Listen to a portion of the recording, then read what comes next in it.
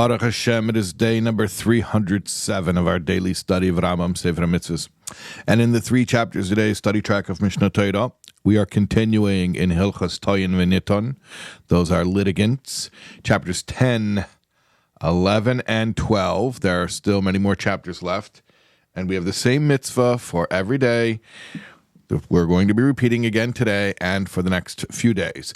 Positive Commandment 246, and that is to follow the laws of claims and counterclaims and admissions and denials and partial admissions. Okay.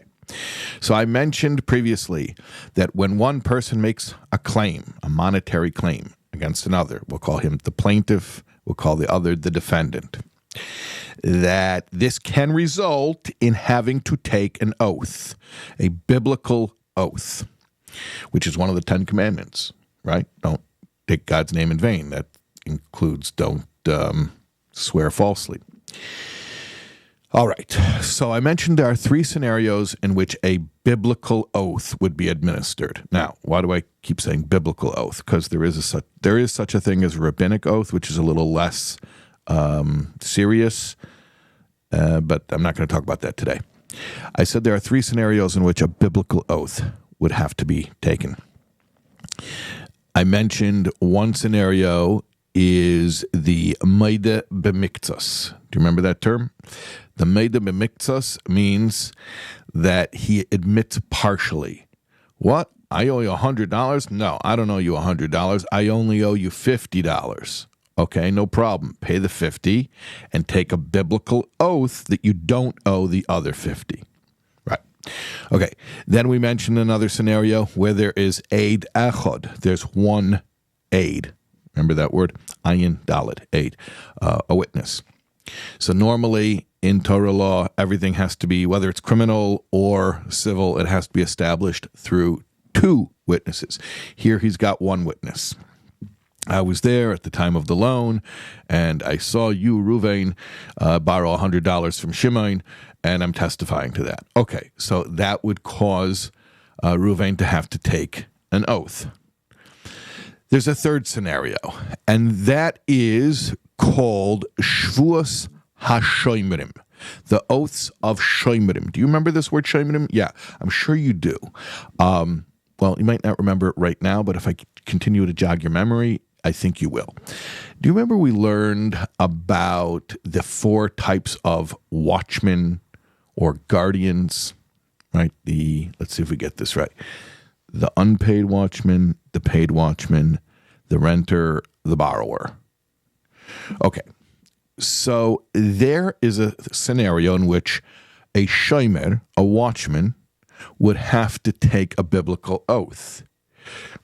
That is, when he had the object by him, whether it was a cow or it was a bag of coins or whatever it is, or the weed whacker, whatever it was, and now he doesn't have it. Well, why doesn't he have it? I mean, it's not his. He's got to give it back. Why is he not giving it back? So he would have to take a biblical oath in Beis Din, in the rabbinical court, to swear that the object is no longer in his possession.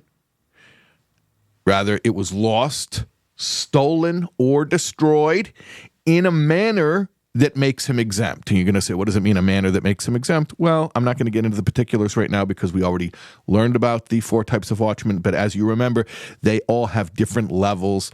I shouldn't say all because 2 of them have the same category of liability. But there are different levels of liability there. So depending on which type of guardian, there would be different levels of liability. So, but they would have to swear that the object they don't have it anymore. I don't have it. It's not like I'm keeping it at my house and pretending I don't have it. No, I don't have it. It was either lost, stolen, or destroyed in a manner that according to my level of liability as the type of guardian that I am, I would be exempt. Okay? Because if it was lost, stolen, and destroyed in a manner that I would not be exempt, then obviously I'm not exempt. I got to pay for it. Also, they're swearing to the effect that they were not negligent in the way that the object got lost. And also that they didn't misappropriate it. What does it mean they didn't misappropriate it? It means they didn't violate the terms of the guardianship. And again, that depends on which type of guardianship it is, but whether or not you're allowed to use the object that's with you or how you're allowed to use it. And so they're swearing that they didn't breach that, because if they would have breached that, then obviously then they're taking on liability. And they're saying, no, I didn't do anything I wasn't supposed to do with the object while it was by me. And that's what the Shuas Hashoimrim, the guardian's oath, is going to testify or swear to the effect of.